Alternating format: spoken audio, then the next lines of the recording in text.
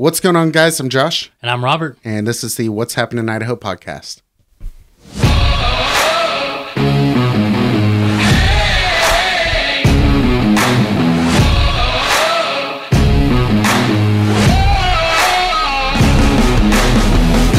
And we're live. Robert, how you doing? I'm good, man. How are you doing? I'm doing good. Do you have a good Christmas? I did have a good Christmas. Good. Well, we have a special guest with us today, and I am super excited to have him here. He was, out of the guests that we have coming up, he was one I was really excited about because I've actually been able to watch a lot of his progress online and everything and meet him.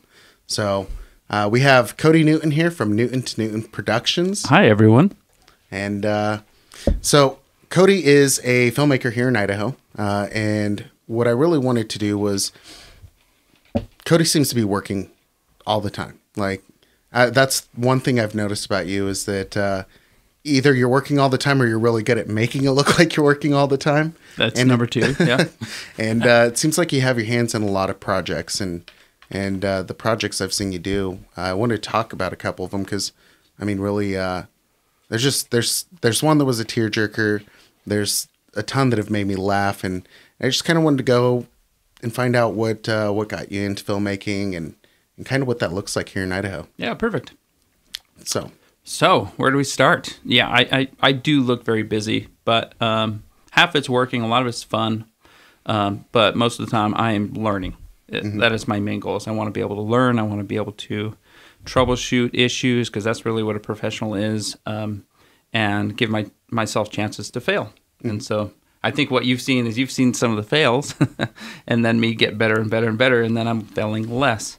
But that's kind of been my progression the last 3 years, trying to do video and film professionally. But before it was just a hobby. I enjoyed just making films and coming up with a story over the weekend and filming with my friends or my family. And it was always something I loved to do, but never thought it could be a career until I built my own business buying and selling iPhones. And I paid so much in taxes that I was... Wait, you started a business buying and selling iPhones? Yeah, so most of the time I just buy them on Craigslist and then sell them on eBay because the change in market, it turns out there was a lot of like Russian mafia people who were buying iPhones on eBay and all kinds of stuff like that. And then I learned how to fix phones, and then, I did all kinds of electronics, but iPhones mainly. And I did like $2.2 million in sales from my garage in 2015. Holy. But I paid 6 figures in taxes. And I'm like, oh my gosh, I need to, because I didn't travel. I just sat in my garage for 10 hours a day by myself. I eventually hired on my nephews, and it was fun. We'd sit and watch Netflix, but it wasn't what I wanted to do. It wasn't like my spark, if you've seen Soul. And eventually, I tried to figure out ways that I could do tax write-offs doing what I like to do. So I made a feature film with my kids. Yeah, and it was a lot of fun. We made it on my phone. I bought a big computer so I could edit. What phone were you using? I was using the LG V10 because it could shoot 24 frames per second. I had that phone. And I had the widescreen. I don't know why. Plus, it was autofocus. It was easy to... I didn't have to worry about exposure or anything like that. Now, did you have to download an app like Filmic Pro? Or I did not. I just used the regular one, but I didn't know anything about cameras. Yeah. And this is in 2016. Didn't know anything about cameras, but I learned editing for sure. I spent about 1,000 hours on that film. Wow. And we're using like Premiere Pro to edit. Yeah. I learned Premiere. I learned After Effects. I learned Audition. That's a hard one. I learned a lot of that stuff, and I prepared it essentially for a theater because when we finished it, it was like, well, what are we going to do with it now? It's just kind of a family project. It was just kind of fun. But one of the kids who was in it was a Make-A-Wish kid, and we showed it in 3 different theaters and raised money for Make-A-Wish. Ended up raising $25,000 for Make-A-Wish. Holy hell. Which is 3 wishes, and it's like... That's amazing. It's pretty cool, and that's the moment I said, okay, screw phones. Yeah. That's not, because I don't want my kids to go to school and say, oh, my dad is a phone reseller. Yeah. Like, no. I want them to say, my dad's a filmmaker. Yeah. I want to be able to say, I'm a filmmaker. Yeah. So that's That's when I flipped, and that's when I went all in, and that's why you see me so busy. 'Cause, Yeah. like I said, I didn't even know what aperture was. Yeah. I didn't know what exposure was. I didn't know any of that stuff. My wife and I were talking about that earlier. We got into a discussion about. I saw a post on a Facebook group, filmmaker group, that said some guy was trying to make the argument that you had to go to college for film school, and I'm in. Full disclosure, I'm in college for film school right now, and I'll tell you right now, I absolutely think it's kind of a waste as far as money. You learn a lot, but with how you have access to everything online, there's nothing you can't learn on YouTube or Google now without spending, tens of thousands of dollars. Is that how you learned? Is YouTube? YouTube helped a lot for sure with the editing and After Effects, but I learn on set now. I learn by telling my own stories, and that ultimately is what film is what kind of story can you tell. Yeah. Like even in editing, you can't learn that off of YouTube, how to feel what the edit is supposed to be, and why it feels right or why it doesn't feel right. And even in a script, you can sense some of those things. Yeah. So that's what I've been developing now. It's kind of a 3-tier thing. My own film school. First it was editing, and then it was camera. I had to learn camera and lighting and sound. Yeah. And so I went out and I bought an Ursa Mini Pro as a tax write-off. I bought, sound equipment, and we ended up filming the second Ninja Cowboy Viking movie with the kids. Oh, nice. But we haven't finished it yet. Ninja Cowboy Viking. Ninja Cowboy Viking. Where did you come up with that? Well, our original movies that we made in college with my nephew, who's my age, were called The Adventures of Ninja Cowboy. And so my son played the ninja, and my nephew's son played the cowboy, and he had another son who's the Make-A-Wish kid, who was Viking, who's the silent, like in G.I. Joe, the silent, strong guy, because he's kind of a quiet kid. Yeah. But it's not done yet. It has been filmed, but I have to film a little bit with my dad, and he got on dialysis, and he's been sick, so I have to figure out how to, especially with COVID now. Yeah, it hasn't been fun, especially not being able to be with him while all this is going on. But that's right. We've seen him a fair amount. I don't go out and do a lot of stuff, so it's not like I feel like I'm going to give him anything. Yeah. But if he does get COVID, he'll probably pass. But he's pretty healthy. We've been golfing with him when he's on dialysis and stuff, so he seems to be doing better. Yeah, that's good. But I'm trying to finish this movie so he can watch it, because I watched the first one right next to him, and it was so fun because he's kind of the villain. Oh, really? In the first one, he's so bad to work with. But it's my dad. So. Yeah. Why is he bad to work with? Well, he can't remember any lines. I had to feed him 2 lines, or maybe half of line, and then I'd say, okay, we're just gonna have to cut away from you. That's hilarious. Oof. So you don't do the film or the phone fixing anymore at all? No, not at all. So how was that for your wife? That my wife had to go back to work. Oh, okay. And then that's the big thing where I let that business die, and I had messed up something on our taxes also from 2015, and so we had paid a lot more than we should have because it was pretty complicated to go through 2.2 million in sales. Yeah, with eBay and PayPal and all those different things. So I'd messed up some of that stuff, and my wife had to go back to work. She worked full time as I built the video production company. And we're finally to the point where it is consistent enough that I would like her to quit within 6 months, but she just got promoted to something. So we'll see. She is definitely not meant to work in that job. Yeah. She gets promoted and puts her 2 weeks in with her boss the same day. Be great.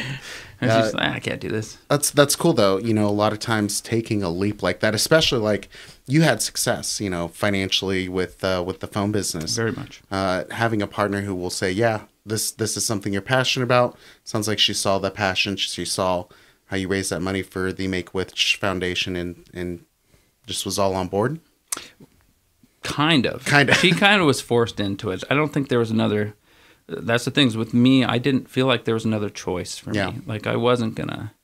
I have my MBA, and I could have gone and worked somewhere else. I could have, but it didn't feel right. It just didn't feel like that was my calling. Yeah. And I think she understood that. She didn't know how we were going to get there. She didn't know how the financials behind it. And I think that's a big reason why you always see me working, is because I'm trying to learn as much as I can in these 3 years as someone would learn in 10 years, you know? And it's all just failing and making mistakes. But we're finally there. It's kind of interesting. Like the day of COVID, like when Tom Hanks got COVID and everyone, like everything shut down. Yeah. Rudy Gobert, the NBA shut down. Like that day, we got a check from the IRS from my taxes in 2015. Oh, nice. And it was like, oh my goodness, because we had to pay off some of our debts from that business that were lingering. And that was such a relief. Yeah. And then so much more happened, even with COVID going on. And I'm going, you know, even if I went to go work somewhere for $20, $30 an hour, it probably wouldn't be smarter because I can make more scaling a business than I can just trading time for money. Yeah. Plus, it's not as fun. Yeah. Yeah. And I mean, it seems like you do a lot of short films and then you also do weddings. Is that mainly your bread and butter? I do a lot of business stuff. Business stuff really as well? You just don't see it because that's not the stuff that they put it on their websites. Right. But a lot of the time they aren't paying enough for it to look like spectacular. Right. Yeah. So it's not like I share it all the time. Yeah. But yeah, we have, I do the business explainer videos, or I do a lot of nonprofits also. I don't know why they just kind of leaked to me. Maybe it's connections with Make-A-Wish. But I mean, even this year, I worked on The Chosen in Utah, where I was just an accounting clerk. Yeah. There's 105 people working down there, so I was like one of the only ones from Idaho. But that was a lot of fun. A lot of fun to be on set. Huge set. I did something with NASCAR, a little explainer video for NASCAR. I saw that. I haven't seen that. What was it about? It's about a guy who had a kidney transplant, who broke his back, and is still racing in Twin Falls. And it is him, and he's an awesome dude. Wait, so NASCAR operates out of Twin Falls? No, they sent somebody out, and they needed a camera guy. Okay. So I was out there to be their DP. Is it like one of those like quick 3.5 minute stories that they had? Yeah, I think it's 10 minutes. 10 minits? It's like an Advanced Auto Parts weekly something. I don't highlight thing. Yeah. I always love when like sports companies like that do stuff like that. I just didn't know they did it here in Idaho. Well, they follow the story. Yeah. And there was, and everyone knew that guy in Twin Falls because of his story, and it was great. And that's kind of the magic of film, is you go make these connections, you get to capture something special, and it lives. And it lives there forever, and it's kind of becomes a part of our legacy. So NASCAR is really fun. And then I had the goal of making 12 short films this year. And that was before COVID that I made this goal. Wow. And we did it. We went out and we made 12 short films, because narrative film is what I want to do. I want to make features. I want to be able to make money that way. Whether it's a Napoleon Dynamite or whether it's a Ninja Cowboy Viking kids movie, Ninja Cowboy Viking on Netflix kids would be freaking awesome. And honestly, it has legs. It could go somewhere, but the problem is we got to do it right if we're going to do it. Yeah. It's I like that a lot. And you've also did you operate a camera at a Boise State game as well? I did the parap mic. So I just listen in on everyone's conversations, which is a lot of fun. And I've done that a couple times. Like the big mic that they hold like this, and it's like the directional. Yeah. Oof. It's so much fun because you don't get to hear a lot of that cussing. But man, they really are. There's a lot of frustration. There's a lot of emotion that go into those games, and you just point the mic at them and get to listen in on all that stuff. Yeah. Now, is that how they do that in like sports? Because I've always seen like football players where they do like this person's mic'd up or whatever. Yeah, sometimes they mic them up and they know, hey, you're not supposed to cuss or anything like that. Especially in like basketball, they do that a lot. But the other ones, when you're just hearing the quarterback or whatever, it's that. It's just a directional parabolic mic. That's awesome. Yeah. Mm-hmm. And it's like the funnest thing I've ever done at a sports event. Yeah. Is just sit there and just really experience it with them. Mm-hmm. And get paid at the same time. Yeah, that's always nice. That's always nice. Well, that explains it. So, like, I'm a huge Matt Ryan fan. Atlanta Falcons. I grew up in Atlanta. And there was like I guess it was one of those parabolic mics that it picked up, and he was frustrated or something like that, and he like screams over to his wide receiver. He's like, "Get in set," and it was just like, holy crap! Yep. Like you could tell, like you could feel that emotion in there on the TV. It was like NBC. It was like Sunday Night Football. Like you feel it through the TV, and they're like, "Whoa, we didn't mean to catch that." Yeah. And that happens, and that's, I mean, honestly, that's part of sports. Yeah. I wish we could hear more. They should have two versions. Yeah. The clean version Clean and version, then the Like an 18 plus. just everyone's mic'd up. Yeah. On Yeah, that'd be awesome. yeah. Yeah. So did you get involved in that? Was that like through the Idaho film community and people recommending you, or? Yeah, it was just, so with all of this work that I've been doing, I mean, half it's networking, being Yeah. able to talk to people. I mean, that's why I can find so many actors, is because I go work on somebody else's set, see how they do acting, and then that's like, wow, I want to use that person for that, or whatever. So I met somebody working on American Idol as just a PA, a person wrangler, essentially, is what Yeah. we were doing. And at lunch, we just talked about what we were doing or what our goals were and whatnot. And he was the one who had been doing these ESPN things, and he invited me along when they needed someone. That's cool. And that's how film works. I mean, Yeah. that's how I got on The Chosen, is I went down to a film festival and met somebody down there. And we won some awards, and they knew that I had an MBA. They knew I was smart enough to do accounting, apparently. Yeah. But I mean, it's terrible when you ask somebody to come in, and then it's like they underperform or they just are embarrassing. Yeah. And so there's always that. You always have to be that person that is dependable, is always there, and doesn't leave after sneezing once on your short film. Yeah. So, Yeah, Josh. you know, in all fairness, that was right when we were still trying to figure out what this coronavirus thing was. And like I said, my allergies showed up for to help on set. And it was really just to learn. Because, you know, the one thing that I know, and I think a lot of people need to recognize when you're in school, is you go through, you get the education. A lot of companies still require that hands-on experience. So with me doing it online especially, I'm not getting a lot of that. So I was lucky enough to meet Kody, and he's like, hey, anytime you want to come out, you want to help, you know, absolutely come out or watch. I came out there to watch thinking, okay, I'm going to get a feel for this. And he's like, get on that camera. I'm like, and then of course, you know, allergies kicked in, and because of the whole, you know, we don't know what this is or you know, how dangerous it's going to be or who it can impact. I just thought, you know what, instead of sneezing, I'm going to go ahead and dip out.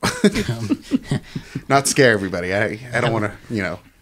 And the movie suffered because of it. Because of that. No, you won awards or no, It no, won that some one was, awards for a screenplay. Yeah. And a best actress. Yeah. Woo.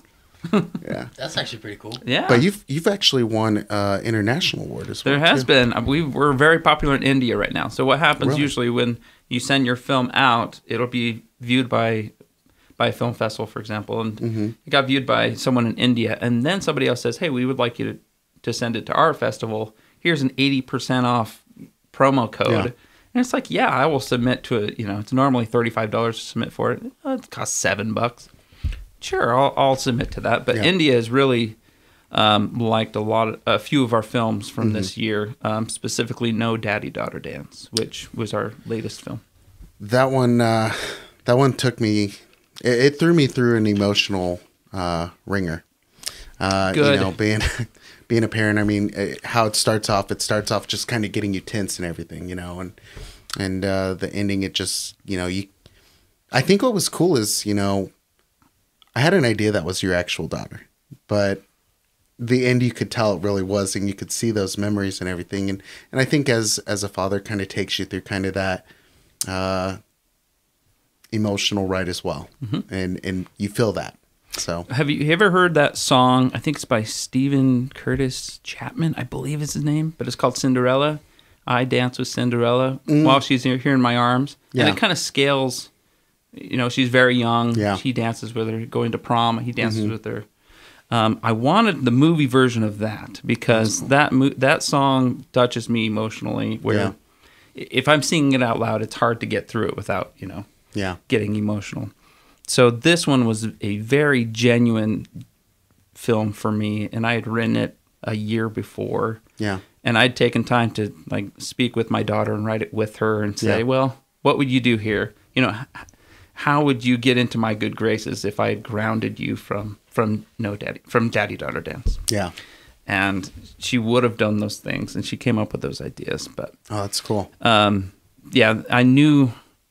Usually, when I'm writing things, I see scenes. I see scenes before I've even written anything, and I knew that scene of him bringing her in was something that I wanted to tell. That was the entity inside of me that needed to get out. Yeah. And I'm so glad that it worked out because I had worked with other actors, and it's like, okay, it's time to cry. Yeah. And I didn't understand as a director how to get them to that point, because I can kind of cry. I can find it pretty quickly. I can almost cry on command. And I wanted to experience that as an actor too. That's kind of why I cast myself as the main lead. But the other reason is my daughter was the daughter in it, and we had to have those memories, those flashbacks. Yeah. So it all kind of seemed to come together, but really it worked because it was genuine from my heart. Yeah. That I wrote this film, and we made it out of love. Yeah. And I think people see that, especially the people in India. Yeah. Because it just won again, you know, like a best short film and best cinematography.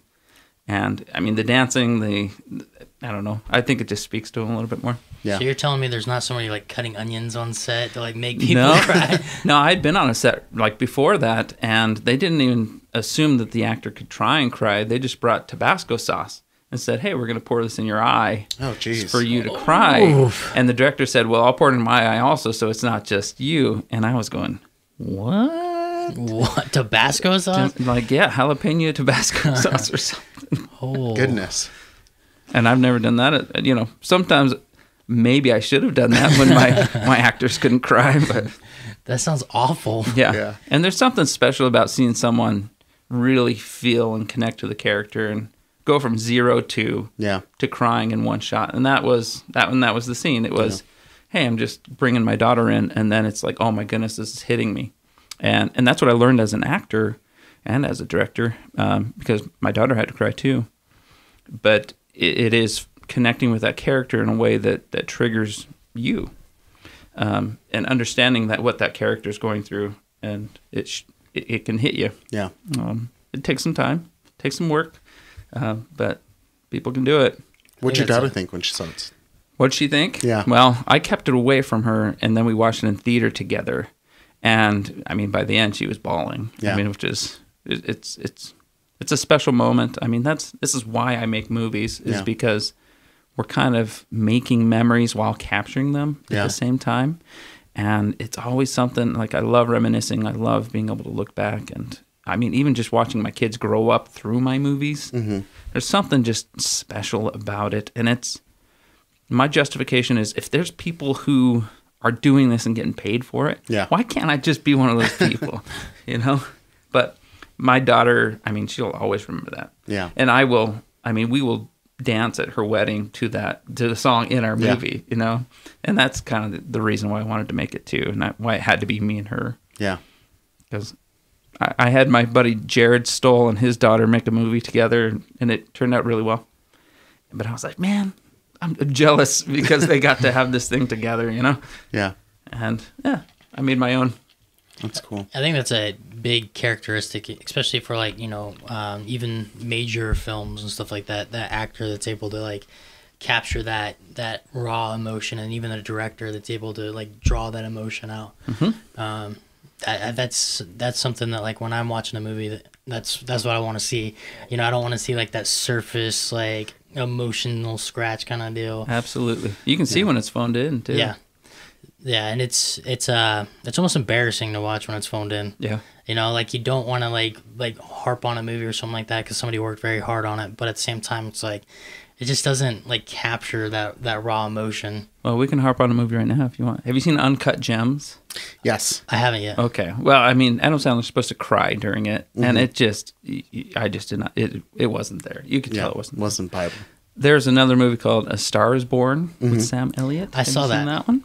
I saw that one. Sam Elliott was, like, renowned. Oh yeah. He was up for a Best Supporting Actor award, and I was watching this movie, and it's like he's talking to his brother, and then he gets in the car, and he turns around, and a tear goes down his cheek, and you knew it was fake. It was almost like, this is digital. Yeah. And I'm going, this guy's up for a supporting actor award. Like, if you look at my eyes in No Daddy Daughter Dance, you see that they puff up. Like, I know what I look like when I cry. Yeah. And I didn't see any of that in A Star Is Born. There was no even progressing to crying, and it was just it seemed so cheap. It was cool to see, or be taken on that emotional roller coaster in a short film as well. Granted, I got introduced really to short films when I reached out to you and you said, hey, there's a short film festival. Come out and check these out. Yeah, that's right. And the first short film I saw, I didn't know what to expect. I went to this festival to meet Kody and then also to see these works of art from local filmmakers here in Idaho. And the first one was, I think the credits were longer than the actual film. It was literally looked like a bird was going to hatch and then another bird flew in and took it and left a little bit of blood. The movie's called Life is Short. Is that what it's called?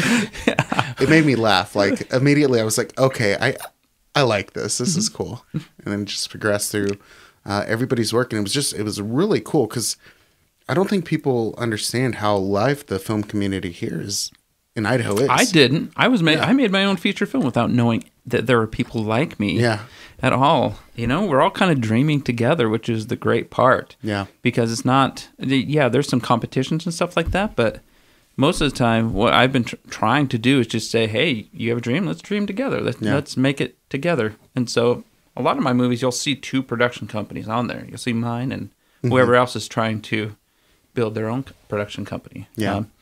Rarely am I ever doing anything alone. Yeah.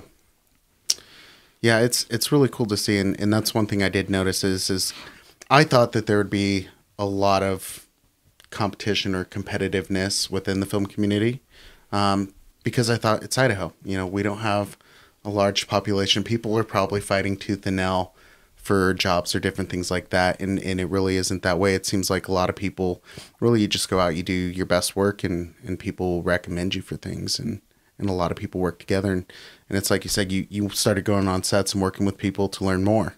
Yeah. And I see a lot of people doing that. I mean, my goodness, a lot of people were on the Truce.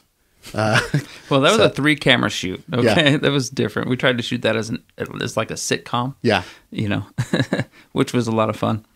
So it was okay that you were on one camera just by yourself for the first time ever. Yeah. Yeah, a lot of people, like, especially myself, I don't, when I associate films, I don't think Idaho, like, of all places, this is not the What place. Do you think?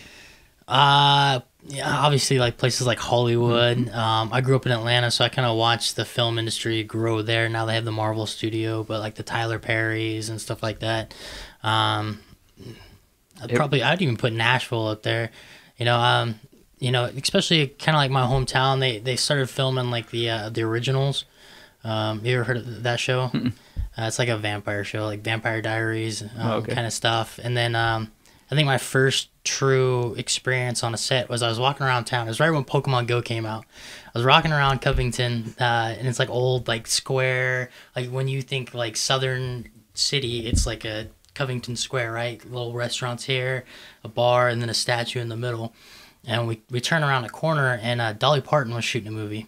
Oh, too cool. Ooh. Yeah, so Dolly Parton was shooting a movie right there, and she, you could tell that there's a lot of makeup on, because she did, like, in person and, like, camera work and stuff like that, she definitely didn't look as young as she does on camera.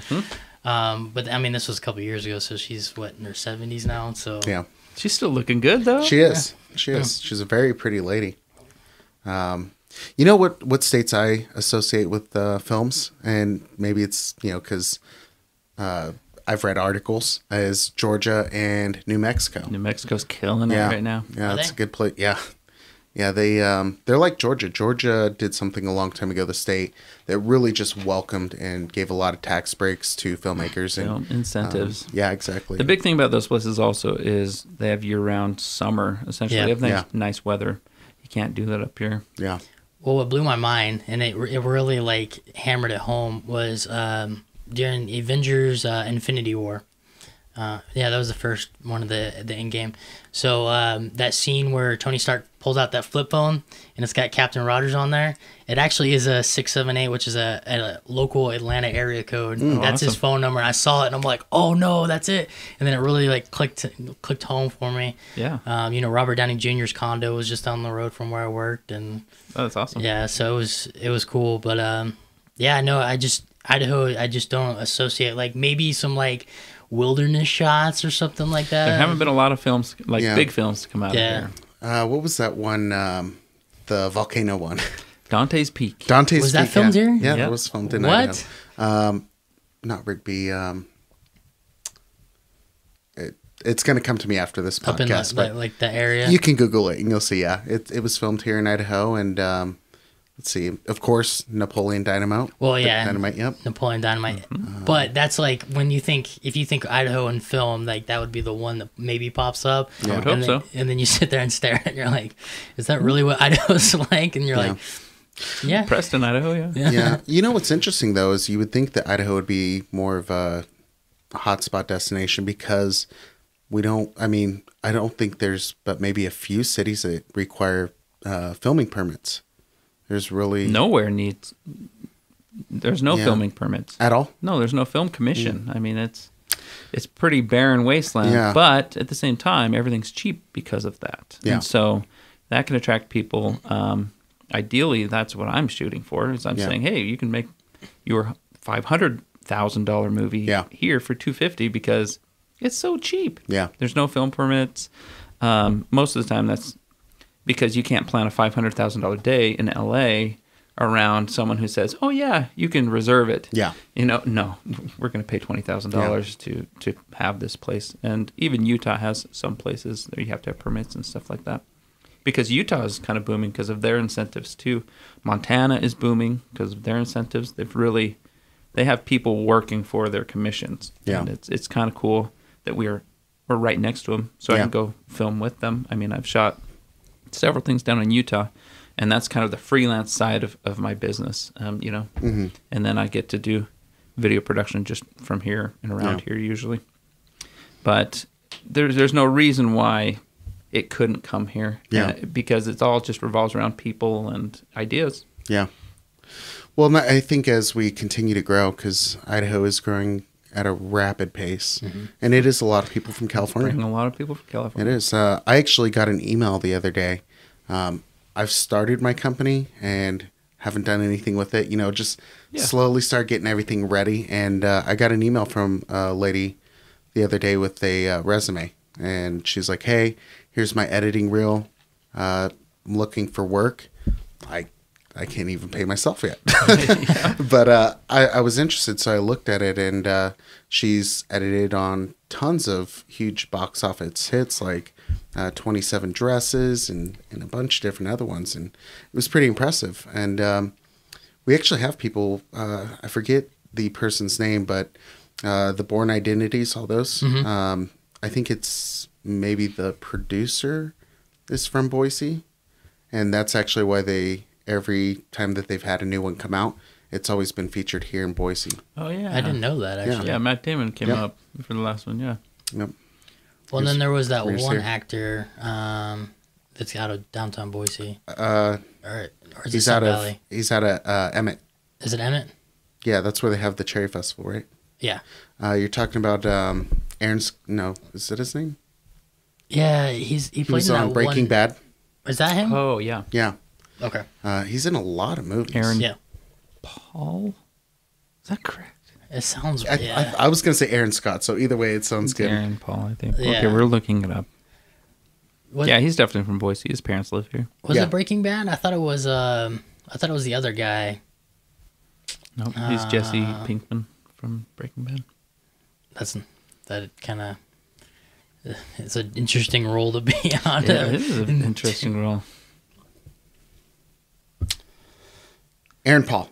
Yeah, he's right. Yeah, and him and his wife, I guess, they love Idaho so much that they have a house, of course, that they had built, a cabin somewhere in Idaho. Well, there's a lot of actors up there in like the Sun Valley area that have cabins. That's true.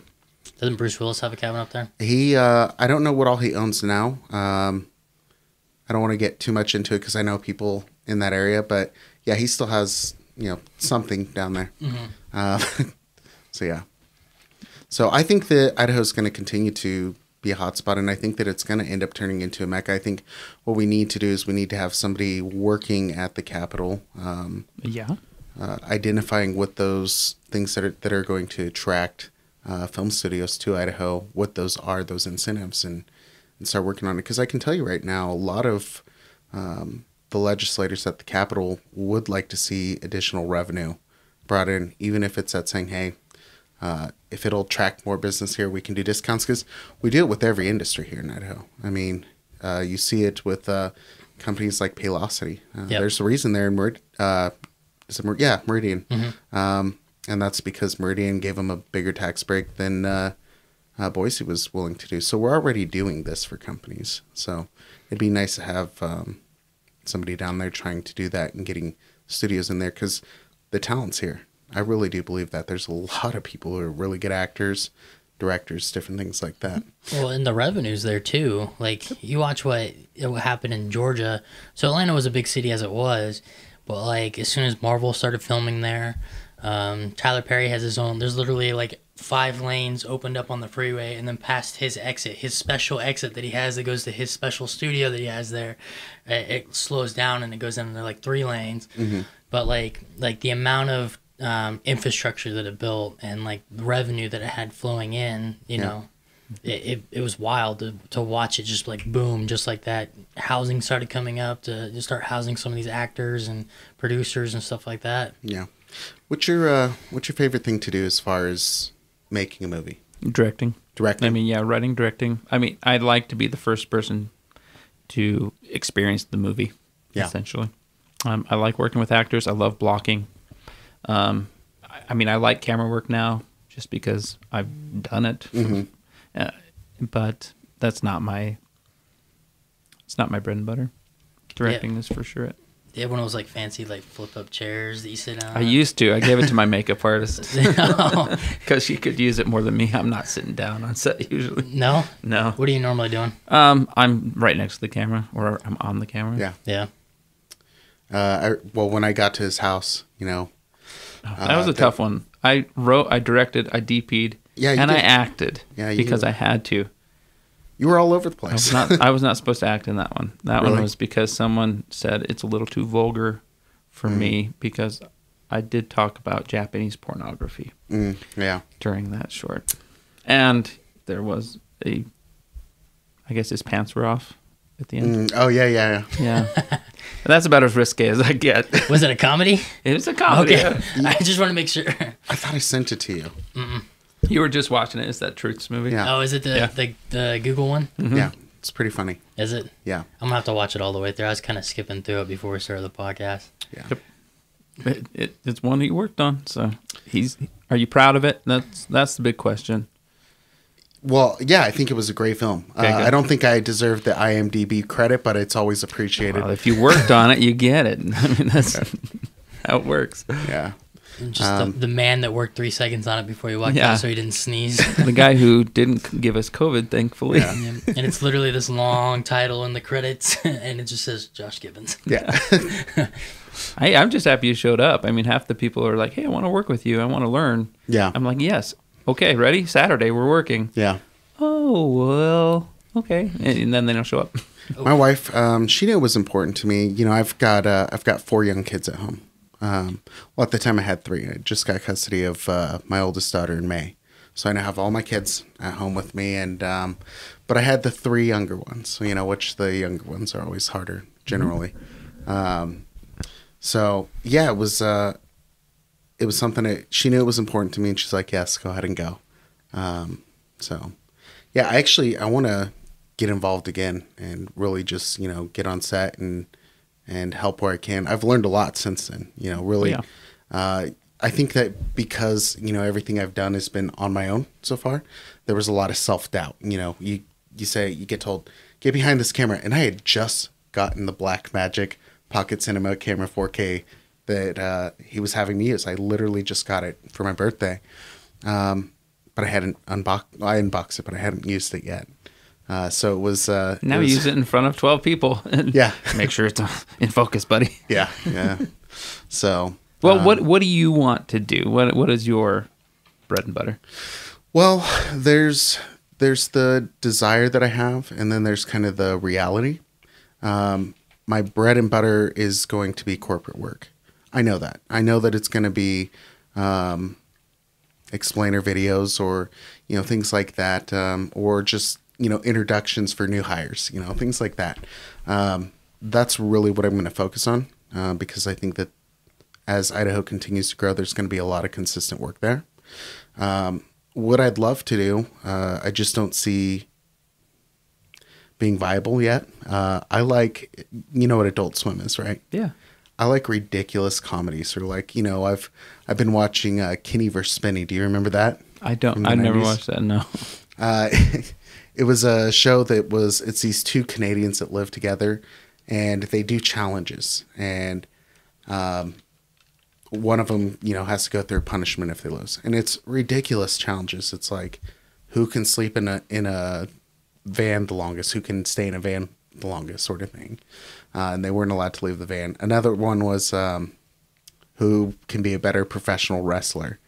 And the whole time, one guy always pretty much takes the challenges serious, like he puts forth his best effort, and the other guy just kind of screws around and generally wins.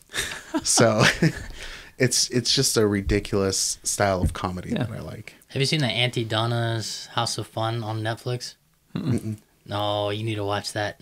It's actually funny because you remember those pyramids and the things that were popping up all over the place? Like the one in Utah, I think it popped up there, or Nevada. Oh, the monolith? The monolith. Oh, yeah.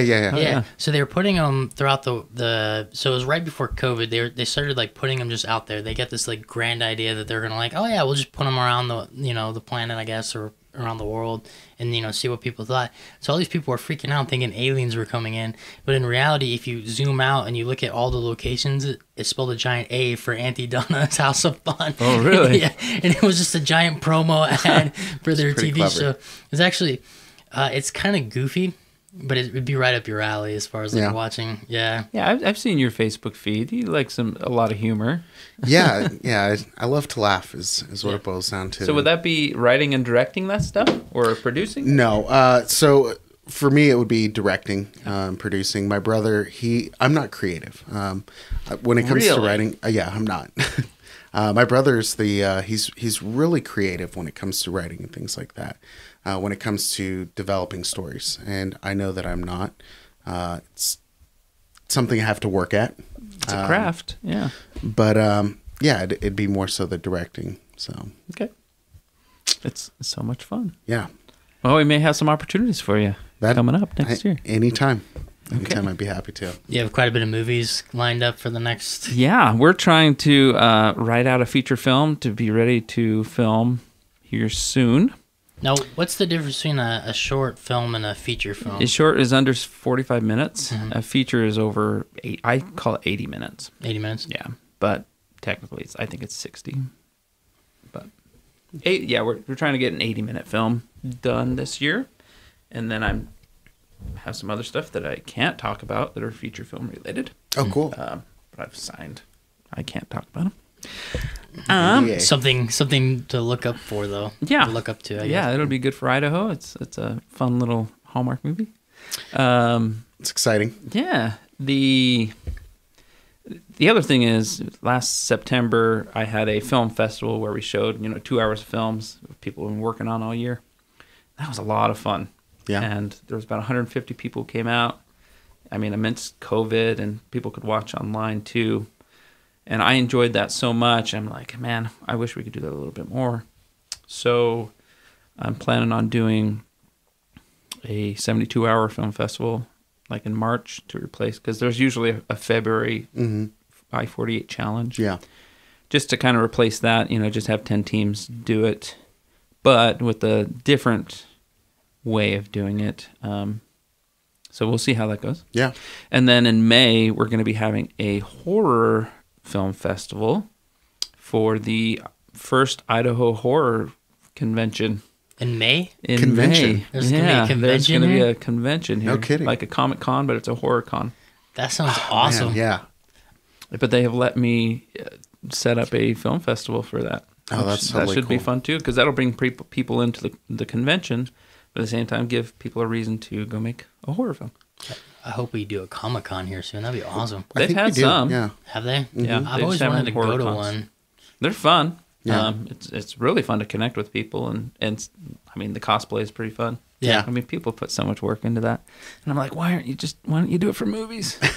Just be a costumer or something and make it forever. Well, I've watched people like downtown Atlanta, like they go into like Comic-Con and Dragon Con and stuff like that. And I've always wanted to go, but they're always like $500 for one day or $800 for They're the expensive weekend. there. They're not that expensive here. Yeah. Not even close. Yeah, but like if I'm gonna go like dressed up like a stormtrooper or Yeah, something, that's true. something like real nice, you know. But I don't want to spend like $1,000 on a ticket just to be able to show up and look like a scrub.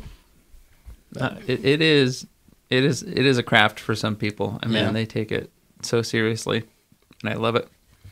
So if somebody wants to get involved in the Idaho film community, what would you recommend doing? Well, there's a bunch of Facebook groups, so sadly you have to get on Facebook. And don't look at your news feed. Don't respond to any comments or anything like that. But go to some groups and just join them. Go to Idaho Film Family. That is mine that I've set up. Idaho Indie Filmmakers is a great one. And then there's like 4 more. Boise Film Community, members of Idaho Film and Acting Community. And honestly, just introduce yourself. Say, hey, I want to do film. I would like to do this. And are there any projects? Connect with me. Yeah. I mean, it's really that easy. It's uncomfortable to do, but it's totally worth it. Like I said, that's the only way. I put myself out there. I joined one of those Facebook groups, and I said, hey, I'm in film school, new to it, would love to get hands-on experience. And Kody was the first person to say, hey, man, Free work. reach out. Yes, I will take free labor. So, But my goal with all my sets, obviously, is to have it be done in a professional way where you can understand. Yes, Yeah. you do have this role. Yes, you have this responsibility, and you can carry this thing out. Yeah. So I always have room for somebody. I never have production assistants. I hate that role of just kind of set slave. I would much rather give them second AC. You watch over the lenses, you watch over the slating of the, or something like that, or set dresser, or just give them something that they want to work towards and a responsibility towards it. So there's always stuff that I'm doing. Right now it's just a little bit of a lull because we're writing. yeah. We're definitely writing a feature and some shorts, and with the upturn in COVID cases, it feels good that we're just sitting back a little bit and not trying Taking it to attack easy. too much. Now, do you kind of like everything up on a wall? Like, here's my feature, here's a couple shorts that we're writing, and then you just kind of work on them as like ideas came up in your head? Or Yeah. I have a book. It's a book that, as things come up, and I get log lines all the time in my head, where the latest log line is a group of teenagers listen to a radio that's been playing the same song for years, and they somehow figure out that it has coordinates in it, and so they go to that coordinates and they find something. Ooh. Shia LaBeouf. Shia LaBeouf I wish. pops out with his curly hair from holes. No, I was making a joke because Cannibal Life. Oh, yeah. he was doing some sort of protest thing, and he was trying to stay hidden. So it was kind of a joke to somebody finding his coordinates. Same sort of thing. I think that was a win for the internet. Did you hear about that? All right, so he put up it was something about like anti-Trump or something like that, and it was like on repeat. It just said, "He will not divide us. He will not divide us," or whatever. Well, they found out where it was, and it was pretty easy for them to find. They found out where it was, ripped it down, stepped on it and all that. So they moved it to some like random spot in the desert. Like didn't tell anybody where it was. Just put like a live camera feed on it, like a 24/7. Well, people went on there and they spent like weeks trying to figure out where it was, and they mapped out where the stars were and what time the sun set. Yeah, it was like a win for the and internet. then they got out there and they started honking their horn, driving and honking and seeing if they could hear it. Yeah, It was pretty. whether you're Pretty on funny. one side or the other, you have to like admit the humor of it. It was definitely a win for the internet. Oh yeah. Dude, comedy is comedy. I don't care what side it is. I've seen so much. politics, there's always comedy. People are always upset, but on both sides, you can laugh at things. It's good to do it. You know, when you're neutral, you get to laugh at everything, but at the same time, you get to cry with everything too, and it just goes to crap. Oh my goodness. Yeah. Yeah. It's Anyways. Anyways. But I think coming up into that comedy, like comedy's changed drastically over the years. Yeah. And it saddens me. Well, even the way that people are consuming stuff. I mean, even with COVID, the change, people were hosting film festivals online instead. And you see how things are going. There's even there's a rapper, Tom McDonald. Do you know who he is? I love Tom McDonald. So, yeah. What's interesting about him is that he doesn't have a label or anything. It's literally just him and his girlfriend. Yeah, and his and girlfriend she does films all it the all. videos and everything. And he's got, he's a multimillionaire. The guy's got, more than $13 million in his bank account. Mm-hmm. And he's just groundwork started with just him and his girlfriend, and he would write the raps, and then and she would film it, and he'd throw out the video, and So the way people are consuming things are changing too. So I think it's cool to see kind of that evolution and how it goes. So it'll be interesting to see where film goes in the future as well. Well, yeah. Do you think COVID in the film industry, because obviously, like with movie theaters closed, like especially here, movie theaters are closed. Some of my friends went into Florida and were able to watch some movies in the theaters, but like Wonder Woman coming out, that Maverick movie coming out in the next couple months, I'm super excited for. A couple other movies that are coming out with the theaters closed. Do you think the film industry as a whole, especially like the local industry, might be affected by that? Or I think they'll figure out ways. I mean, that's what businesses do, is they adapt. The problem is they weren't ready for it. Like if they could have foreseen something like this, but now they're having time to do it, even just creating it is a little bit hard. I mean, it's hard to be on set with COVID control and stuff like that. There's just a level of worry that is strange and weird, but we'll get back to normal in a way, but I don't think movie theaters are going anywhere. It's going to take some time. Well, there was, I think there's money in that stimulus package for movie theaters. I'm not 100% sure. I'm pretty sure there was. I think there's something for the arts. Right? There was literally money for everything, but yeah, we won't get into that.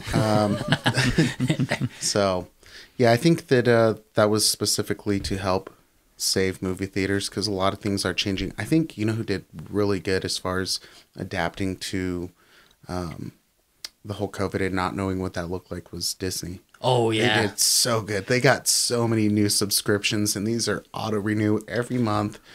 Because they're releasing it directly too, and even HBO's doing that now. They have one coming out. Oh, yeah. Wait, it was Wonder Woman that came out on HBO. Mm-hmm. Oh, was it? Yeah, all the Warner Brothers are coming out on HBO Max. Yeah, that's cool. At the same time as theaters, but they are only there for 3 weeks. Oh, really? Yeah, and then you'd have to go to theater. Well, yeah, but Disney's doing it right though. They're doing it with the Star Wars, like their pickup. I would have to see what the financials are because I think I watched Mulan and I was like, well, this would have made almost $1 billion. Yeah, worldwide in theaters. How much is this making $1 billion at home? Well, didn't you have to buy it even with the Disney Plus subscription? No, you did. Oh, you did? For the first 2 months, you had to pay $30 to rent it essentially, and then it came out for free on Disney Plus. But now Soul came out, and you didn't have to pay. It's just streaming. Yeah. So I don't know what their numbers are. With the box office, it's kind of nice because it's open in public, and you can see how much they made it for, how much they made. The problem that I see with it is the production value is going to be cheaper. It's going to have to be faster. It's going to, and I think it's going to suffer a little bit. Yeah, for sure because of that. There's no way all the Star Wars things that Disney is rolling out are going to be Mandalorian. Yeah. It's going to be like, well, okay, I just spent 18 hours watching that series and. Don't crush my hopes like that. Not much happened. Don't crush my hopes like that.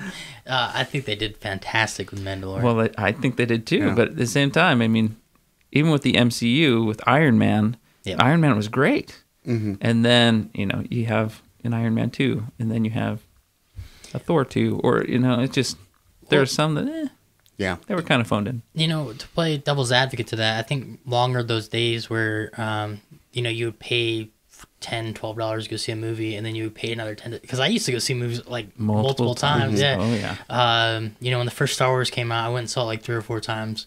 Like, me and my brother were like, oh, let's go see if we can catch something that we didn't catch before. Or you know, Lord of the Rings, saw that a couple times. There's a couple, Iron Man, I went the night it came out, and then I went a couple times with some friends, a group of friends that were like, let's go do this. I think I don't really feel like those days are here anymore. I don't think so either. Yeah. I mean, for young people, maybe, if they don't have anything else to do, but we have so much to consume at any given time. I mean, sitting in our pocket. I mean, there's no way they're going to be like, well, I just want to watch that fight scene again. You know? No. I mean, they'll find something else to watch. Yeah.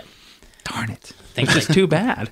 You know, one of my favorite things growing up was watching a movie, being like, oh, I want to share this with somebody else, you know, and take a girl to this horror movie and then watch them scream, you know, and the theater experience is something to be fought for, you know, and hopefully people understand that. Even just watching Wonder Woman at home, there's so many distractions, and so it just, even though it was like a subpar script to me, I kind of didn't even give it that chance, because once I was like, oh, this is a little slow. Yeah. Oh, news feed on my Facebook. Yep. Well, you might hate me for saying this as a director, but I hate you. You might. You probably will. When episode 3 of Star Wars, I'm a huge Star Wars fan. When episode 3 of Star Wars came out, my brother's friend had gotten like the raw reel of it. Like, it was pretty good quality. It was like 1080, but the pirated copy. It had even like the timer up at the top kind of deal. Wow. And, so we watched it at home, and like, I didn't capture that raw experience that when I went to go see it. Like, I still went to go pay to go see it in movie theaters. So a group of friends were like, let's go watch it. Like, when I watched it in movie theaters, like that raw experience of like watching it in theaters, just like, yeah, I cried. I'm not gonna lie, I cried. That Star Wars is the only. You're talking about episode 3, Revenge of the Sith? Yes. Okay. Yes. I was in theater for that one too, and it's such a great experience. And if you're cosplaying with people, I mean, I cosplayed for that one. I was Darth Maul. Yeah. Yeah, and it's an experience. And that's why we love movies. We like sharing emotions with other human beings, and when we get to experience it together, there's something special about that. Yep. Well, it's like even the movie The Room. I don't know if you've ever seen it or heard of it. Yes, I have watched The Room. When that plays in theaters, people dress up, or they take a football and they throw it literally as far as you and I are from each other. Because in the movie, they're tossing a football, and it's not like tuxedos. Yeah, they're in it's such a good movie. I'll let you borrow it. I actually have a signed poster from Tommy Wiseau. Wow. It was back when it first came out. Oh, is that the Tommy Wiseau? It's like, yeah. It's like, Mark. Oh, hi, Mark. Hi, Mark. Yeah. I bought a pack when he first came out, and I think you can still buy it from him. But I bought the 2 DVDs, the 2 soundtracks, which I don't know if you remember how much of quality gold the soundtracks were. I don't remember the soundtrack. It was horrible. It's like one of those like cult classic movies. Yeah, it was like somebody, it was like R&B, and just trying to make it really cool, except for, I don't even know how to explain it. It just wasn't good. Was it him singing? No. Oh. No, and like the people singing and stuff they were all good. They were all really talented. It just didn't match, the movie. It's like if I put, some soulful R&B rendition behind Star Wars, sort of thing. It kind of had that same awkward feel. But I love that movie. Yeah. I still have the poster. I gave the movies away, gave the soundtracks away. My wife, I used to put that CD on to annoy her in the car. Oh, wow. Well, The Room is an inside joke. Yeah. That is why people love it. Because when they quote it, or they act like, you're tearing me apart, Lisa, it's an inside joke, and everyone has laughed at it. Yes. Yeah. That's what we love about movies. And so... All right, so you know how I fell in love with that movie was it was April Fool's, and it was Adult Swim. It was on. And I'd never seen it.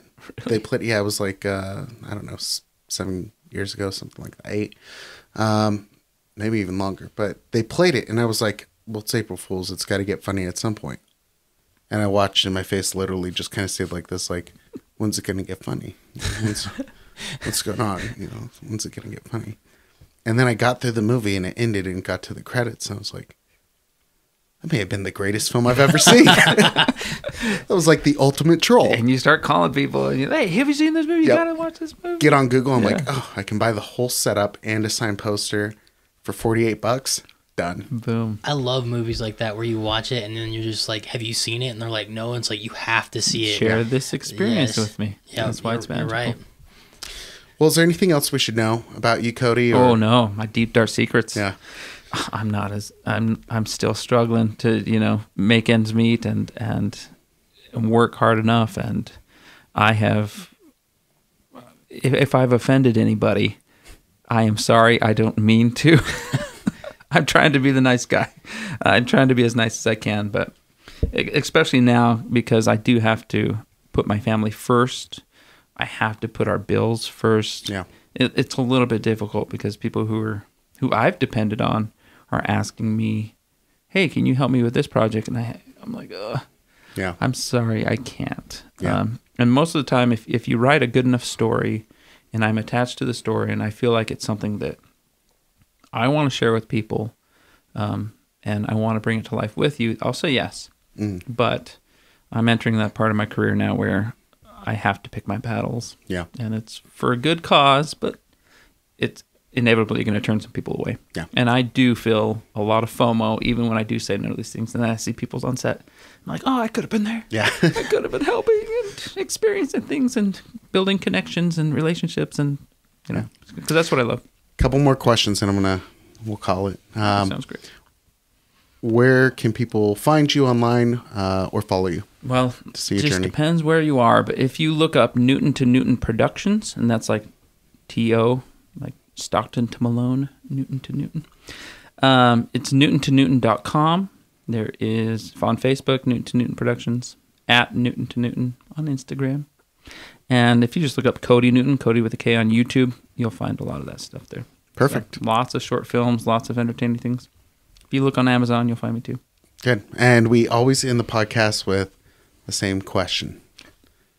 Do you believe in aliens or Bigfoot? Aliens 100%. 100%? Why? Because the world, the universe, the whatever is out there is just way too big for just us. Like, we are not that random. There has to be more than just us. Sorry. Absolutely. Do you have any like weird experiences that? When I was 13, I thought I had been abducted by aliens, but I didn't remember it because I started finding some stuff around my body. But it never. Wyoming. Yeah, exactly. Yeah. In Wyoming, with a lot of weird stuff going on. So I always had that inclination that there's got to be, I don't think that I was really abducted, but there's got to be something more. But Yeah. I did have a good friend in Wyoming who was from Laramie who owned a bunch of land, and someone told him, and he said it was divine intervention, but he indicated that it was aliens, told him that he needed to dig for oil on his land. And so he went out and he put 3 rocks where he's supposed to dig. He went out and he rented oil equipment, like Wow. tons of money, and struck oil on his land. Oh. And it was like some of his stories where it's almost like, Yeah. bone chilling. Yeah. And eventually the government, because of all those loans and stuff like that, took his land and all the oil with it. And so he was on the street, which is sad, but I'm going, well, I can believe in God or I can believe in aliens. Why not both? Yeah. You should have told them to phone a friend, ask them to reach out to them again. That's right. Yeah. E.T. All right, Kody, it's been a pleasure. It's always fun talking to you, and I look forward to following your progress and hopefully working with you on set again. Yeah, same Hopefully here. it will happen. Yeah. It will happen. Absolutely. All right, Kody, thanks a lot. All right. Thanks, man. Thank you.